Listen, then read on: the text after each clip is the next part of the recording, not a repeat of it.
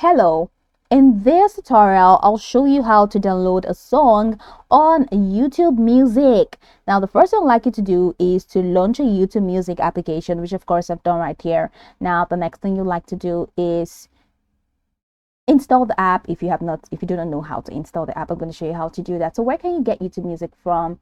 If you're using an Android phone, you can get it on Google Play Store. If you're using an Apple phone, an iPhone, you can get it on Apple Store. So launch any of those applications and locate the search bar.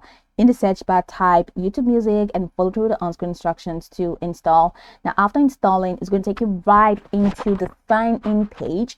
Now, I'd like you to know that YouTube Music is integrated into your Google account, so signing in is hassle-free.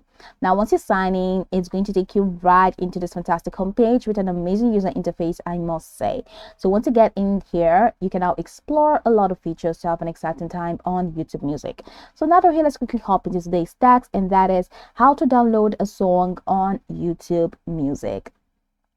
So for you to do that, you're gonna have to open a song of choice. Now there's one thing that I really love about YouTube Music. Now this is not promo video, but this is what I really love. You don't have to be a premium user before you download your favorite song. All right, so just have access to YouTube Music and you'll be able to download any song of choice without hassle. All you need is data and a strong internet connection, and you'll be able to download the song of your choice to your phone's folder.